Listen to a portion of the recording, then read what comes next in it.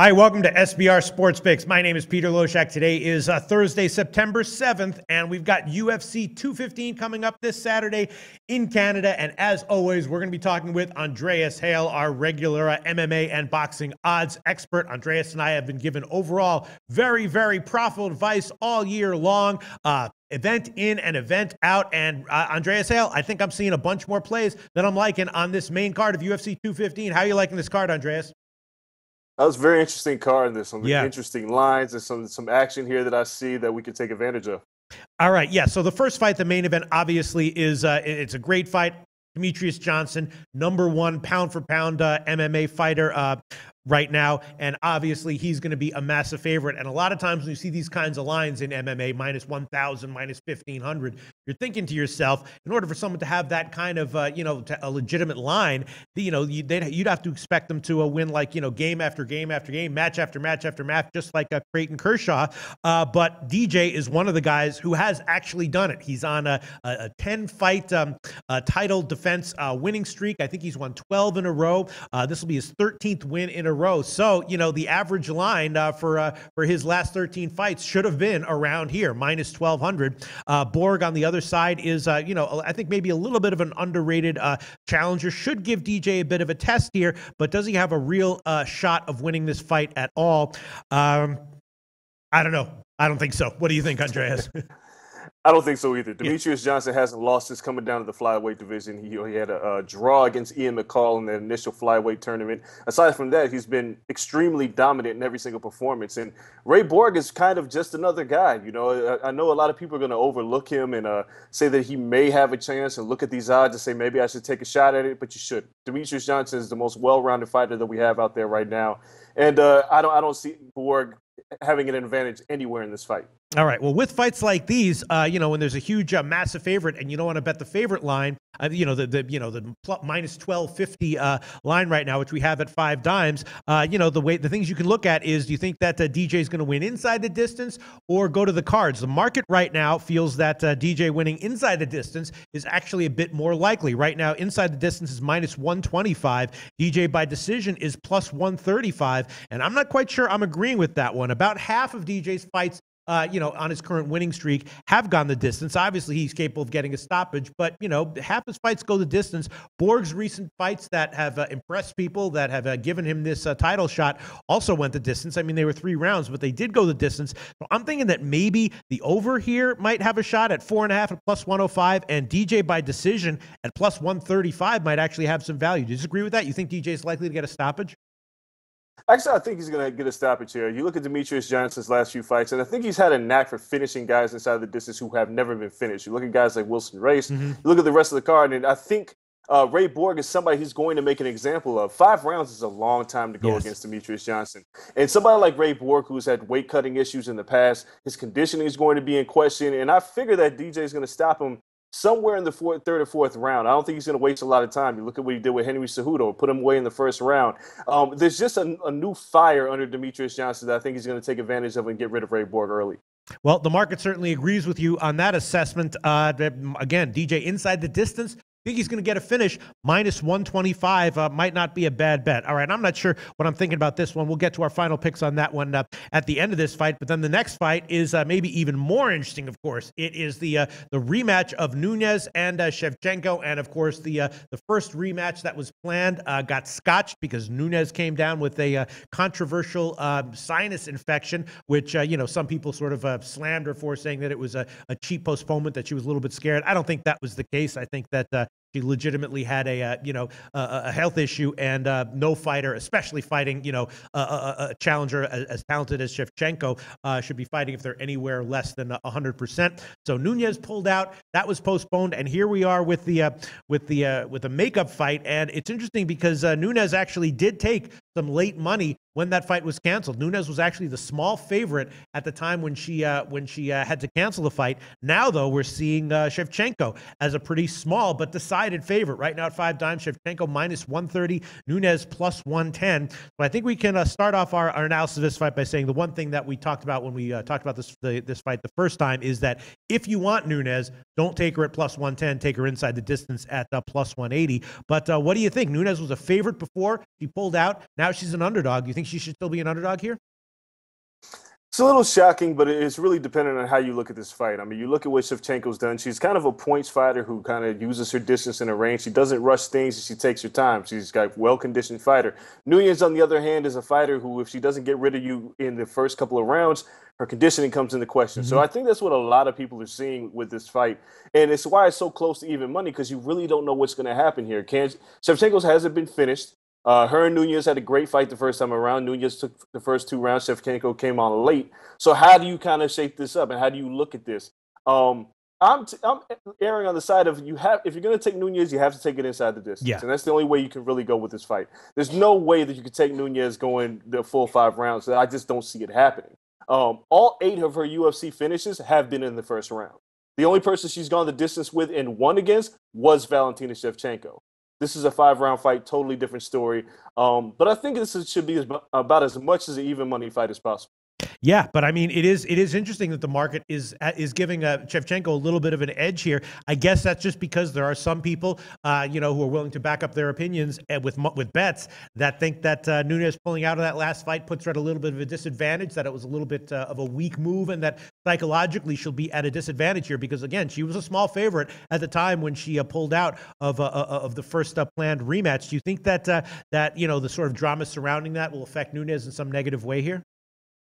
No, not at all. I think, if she couldn't make the weight, or whatever the case may be, some people say they had a hard weight cut, the sinistus, the sinus infection, whatever it was best for Nunes to pull out. And I think it bears nothing on how this fight is going to play out. I think it was a smart thing for her to do. Yeah. If she wasn't at 100%, so be it. So I don't think this has any bearing on how this fight plays out. There's no drama here. And I think Nunes is one of those fighters who completely blocks those kinds of things out.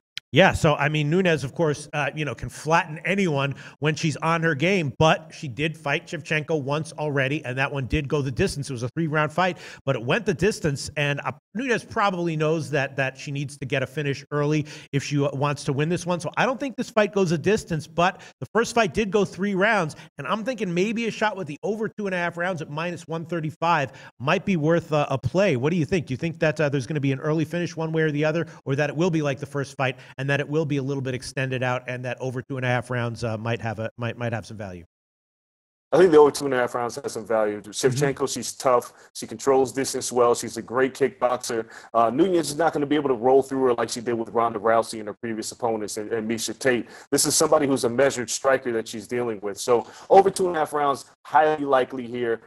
Yet I don't see it going the distance either way either. Even if it goes past 3 rounds, I think Nunes will be so tired that Shevchenko can take advantage of her. So one way or another, this thing is closing inside the distance, but I do see it going over 2.5 rounds. All right, so if you see it going over 2.5 rounds, which I agree with, then that probably means that you're leaning Shevchenko here at minus 130.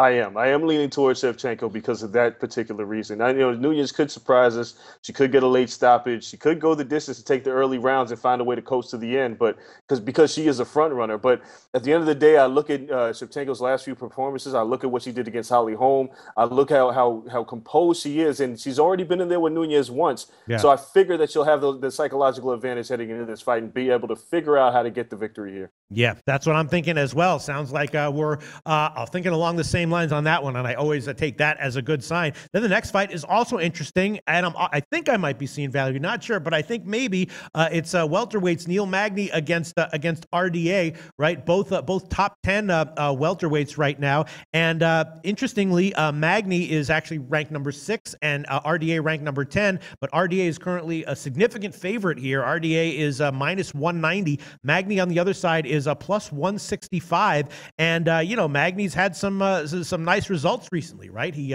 fought Hendricks and Gastelum and Silva. All those fights were very impressive. He's a game fighter who's kind of improving, and I'm not quite seeing why he should be this big of an underdog to a RDA. Maybe he should be. Maybe you can shed some light on it, but I feel like he shouldn't be this big of a dog. What do you think? No, Peter, I totally agree with you. One of the things that's most important to look at this fight is Neil Magny is going to be 6'3", facing a 5'8" Rafael dos Anjos. Yeah. He's going to have a 10-inch reach advantage. And this is a Magny who uses everything to his advantages. He uses those physical advantages as well. I have no idea what people are seeing to say that RDA is this significant of a favorite against a guy who's going to be so much taller and with a lot of length on him. So I have no idea how this line is the way it is. And because of that, I mean, even straight up, if this was straight up, I would pick Neil Magny to win this fight. Right. I just think he has too many physical advantages. Well, I agree with you, but someone strongly disagrees with us, Andreas Hale. What is the reasoning behind RDA? Is it just name recognition? Why is he this big of a favorite?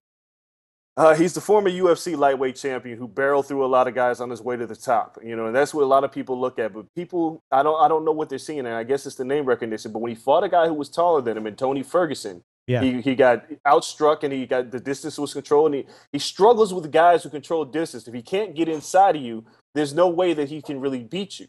And he did it against Vincent Henderson. He did it against Anthony Pettis. He was able to barrel his way forward. So people think that his aggression is going to make the difference against Neil Magny, but I just don't see that happening. I still Magny controlling the distance. He has a solid ground game, and this is a fight that he should win by decision. That's what I was thinking as well. I was thinking that the fight probably goes the distance, and Magny by decision is plus 271. I like that one, Andreas Hale. I like it a lot. All right. Yeah, we'll get to our official picks in a second. Once again, Andreas Hale and I seeing eye to eye on a betting value, and that to me is always a very good sign. Then we have a very interesting fight. This is the fight that I think I'm seeing the least value on, but it's definitely the maybe the most interesting just from a visual perspective. Tyson Pedro against Ilir Latifi. And Pedro is a tall, lanky guy, 6'3", and Latifi is like 5'3", 280 pounds of rock solid power. No, I don't know how much he weighs or how tall he is, but he's short and he's squat. Yeah. He's powerful as hell, and so it's going to be an interesting matchup here. Obviously, with a matchup like that, Pedro will have the advantage if he can keep Latifi at a distance, and Latifi's going to want to get inside. There has been a major line move here in favor of Pedro. A couple days ago, he was plus 105. Now he's the favorite at minus 130. Latifi is minus 125. Now he's plus 110. And, that's understandable because Pedro, of course, is the up-and-coming guy. He's undefeated, but he definitely hasn't been tested. Clearly, this is his toughest test to date. He steps up in competition. Do you think he handles Latifi, or do you think he struggles a little bit here? This is a fight. Latifi has a lot of power. He's short. He's a tiny guy. It reminds me similar to Mark Hunt and Stefan Struve. But so with that being said, Tyson Pedro is the up-and-coming guy, and he shows flashes of brilliance here and there. He just hasn't been tested. I don't think Latifi's going to be the guy to test him. I think Pedro should be the favorite in this fight. I think he should figure out a way to come out with a victory here. It's not like Latifi has a granite chin or he has other attributes. He knocks people out, and that's about it. Yeah, because I was looking at this and I'm thinking, a lot of times when you have guys like, like Pedro who are undefeated, haven't had a lot of round experience. When they take their steps up, a lot of times you see very low totals, and those totals sometimes surprisingly tend to go over, and the fights tend to last a little bit longer than people expect. And it's a very low total here, which is understandable. It's 1.5 rounds. I'm thinking the over at plus 110 might have some value, or do you think there's very likely to be a first round stoppage? I don't know if it's going to be a first round stoppage. This is kind of one that I've looked at, and I think I'm just going to stay away from. Yeah. I don't necessarily see too many ways that this fight can go that I find a lot of value in. So I'm going to stay away from this one. I'm just going to enjoy it on the television. Yeah, that's the fight that I was. I think I'm seeing the least value on. And then the fifth fight, I think I might also be seeing something I'm liking, but it's Gilbert Melendez against Jeremy Stephens. Obviously, two guys who are veterans, who have a lot of ring experience, octagon experience, and a lot of rounds to their name.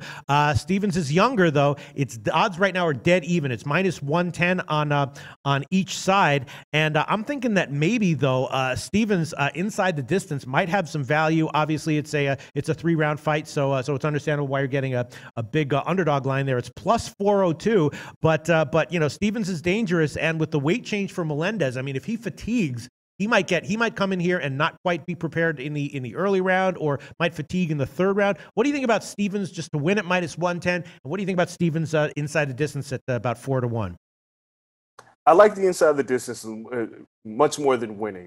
Gilbert Melendez is kind of a question mark right now. Him coming down in weight is a question. He was finished in his 2 fights ago. So there are a lot of question marks surrounding Gilbert Melendez. Not to say that he can't win, but Jeremy Stephens is a hard hitter. He Yes. tends to put guys away, and he puts them away well. So if he gets Melendez in any bit of trouble, he's going to finish this fight. So I like that particular line. Everything else I'm a little weary on because I just don't know which Gilbert Melendez we're going to see. This is a former Strikeforce champion, a former top contender. Right. But yeah, the drop in weight, it could spell his demise because Jeremy Stephens is comfortable, and he seems like he's just a lot stronger at featherweight. So I like the line of Jeremy Stephens finishing Gilbert Melendez. Not necessarily winning, but the odds just sound really good if I'm going to put some money down for that inside distance knockout. Right, exactly. Whenever you have uncertainty like this, which is exactly what you said, those are situations where you in general want to just look for big underdog lines. Where there's high volatility, you want to look for a big underdog line. So I think I'm liking Stephens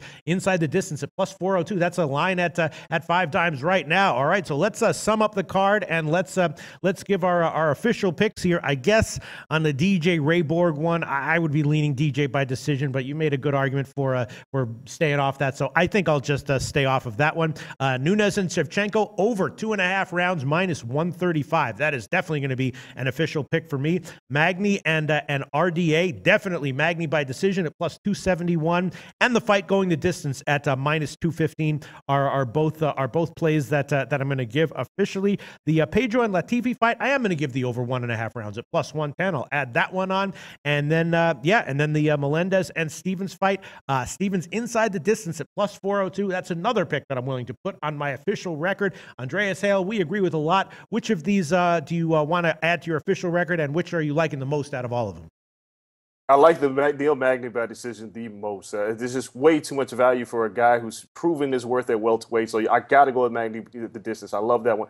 My other pick is going to be DJ inside the distance. I feel very confident that he's going to finish this fight. I think he wants to finish it with authority. I think he wants to make an example out of Ray Borg and prove that he's the greatest of all time. So I like DJ inside the distance. Those are my two picks for this fight. Sounds great. Andreas Hale agreeing with me on Magny by decision. Yeah, I'm agreeing with that one as well. DJ inside the distance right now at 5 times, minus 125. Sounds like that might be actually a decent play. We'll see how it turns out. Andreas Hale, thanks so much. As always, talk to you again very soon. Hey guys, thanks for tuning in to our channel. Now, we've put a lot of work into producing all these free videos, so please help us out and keep all our content free for you forever by simply liking, sharing, commenting, and subscribing. Now, not to mention, a visit to our industry-leading website will warm the hearts of all our SBR employees, especially myself. Now, the links are over there to the left, so do check those out. Thanks for watching.